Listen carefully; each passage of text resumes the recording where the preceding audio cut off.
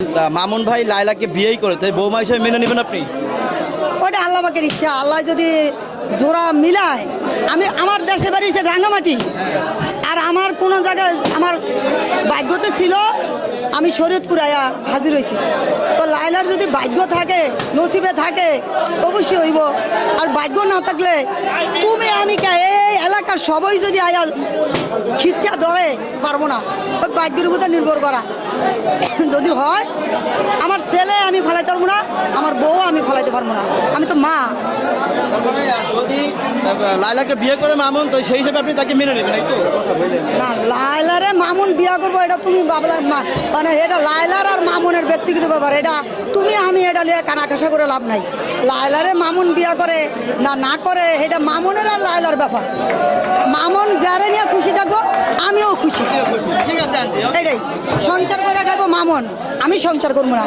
আমি ক্ষণিকের আইছি, আমি হলাম ক্ষণিকের মেহমান, আমি হলাম ক্ষণিকের মেহমান। আমি আইজ আছি কাল নাই, দুনিয়া হয়েছে অগ। আমি কি করতে আর বাধা দিব? আমার কোনো বাধা বলতে নাই। মামুনের 3টা ভাই বোন প্রতিবন্ধী, এগো খাওয়ায়, মা বাবারে খাওয়ায়, ফুল আত্মীয় স্বজন যত মেহমান অতীত যা যায় সবাইরে খাওয়ায় মামুন। আর মামুনের লেগে মামুনে 5টা টাকা যদি রাস্তায় টোকায় পায়, মামুনে আপত্তি খরচ করে না, ওই টাকাটা আমাদের পিছিয়ে খরচ করে। তো দোয়া করি তোমরা সবাই মামুনের পাশে থাকো, কারণ মামুন আজকালের যুগে একটা প্রতিবন্ধী যার বড় আছে সে কিন্তু 5 জনের কাছে হাত বাড়ায়, কিন্তু মামুন নিজে অর্জন করিয়া প্রতিবন্ধী ভাই বোনকে লেখাপড়া করাইতেছে, প্রতিবন্ধী ভাই বোনকে খাওয়াইতেছে। তুমি আমার বাসায় গেছো, দেখে আইছো। এবং আমরা একটা জিনিস উল্লেখ করবেন, সেটা হলো যে আপনাকেও দেখেছি অনেক দুস্থ মানুষকে আপনি হেল্প করেন, সাহায্য করেন, এবং আপনার ওই শিক্ষাটাই মামুন মূলত পেয়েছে, মানে এই ব্যাপারটা। অবশ্যই আমি মামুনের এরকম শিক্ষা দেই নই, আমি ছোটতে কইছি যাই তোরে শালা কইব আরে বাইকে আইসা পড়বি। আর মানুষের সমালোচনা করা ভালো না, ওগুলো হচ্ছে অধপতের মূলে দাঁড়ায়। আজকে মামুন যদি খারাপ কিছু করে সব অন্যজনের দিকে ভালো করে, আল্লাহ কিন্তু আল্লাহর তরফ থেকে ভালো করবো। কেননা ছেলেরা যদি খারাপ কিছু করে দেয় তারে বোঝানোর চেষ্টা করতে হইব যে তুমি এই পর্যায়ে যাও না, এই পর্যায়ে করো না, এটা করো এইটা করো, ভালো সাজেশন দিতে হইব। তাহলে মামুন আরও ভালোর দিকে উপর দিকে দাফে দাফে উঠবো। আর আজকে যদি মামুন যদি ভালো জায়গায় যায়, যাওয়ার পরে তোমরা যদি সমালোচনা করো, তোমরা যদি খারাপ ভাবো, কত মামুন করবো কি আরে শালার আমি যতই ভালো করি, যতই ভালো করার চেষ্টা করি, তত পাবলিক আমার খারাপই কয়। তা মামুনের আমি বলছি পাবলিক যতই খারাপ হোক হোক, তোর তুই কানও দিবি না, মনও দিবি না, তুই সৎ পথে থাকবি, সৎ রুজি করবি।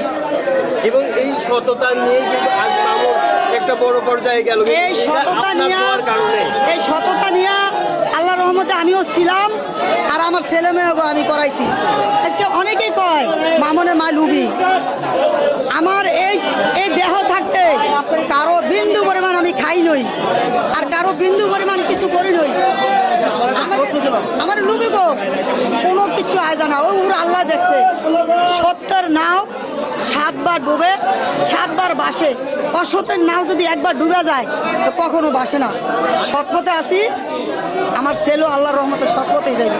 এবং সবশেষে মামুনের অনেক ভক্তরা আছে, তাদের উদ্দেশ্যে আপনি কি বলবেন মা হিসেবে? ওরে আল্লাহ, আমি তো ভক্ত, ওরি কে ভক্ত, ওরি ভাই, ওরি ভক্ত না, ওরি মামুনের ভাই, আমার ছেলে। আমি তো কই মামুন আমার সৎ ছেলে, ওরি আমার সব আপনজন। এই যে যেগুলো রাস্তায় দেখছি আনতে পারি না দেখিয়া, এগুলো সব আমার আপনজন ছেলে মেয়ে, আমার সবগুলো। আমি শুরুতে বলি আমি মামুন আমার সৎ ছেলে। আন্টি, ওই যে অনেকেই বলে যে লায়লা এবং মামুনের সাথে সম্পর্ক আছে, বা সম্পর্কের ব্যাপারটা নিয়ে যদি আপনি কিছু বলতেন। না, আমি ওগুলো বলতে চাই না, আমি ওগুলো বলতে চাই না বাবা, ওগুলো ওদের ব্যাপার, ওরা বুঝবো। ওগুলো নিয়ে আমরা কানাঘাসা করা কোনো লাভ নাই। আমরা বেশ আছি। লায়লা ডাক দিব, আন্টি কেমন আছেন? ভালো আছি। আপনাকে কি বলে ডাকে? আমার আন্টি বলে ডাকে। আচ্ছা, একটা প্রশ্ন,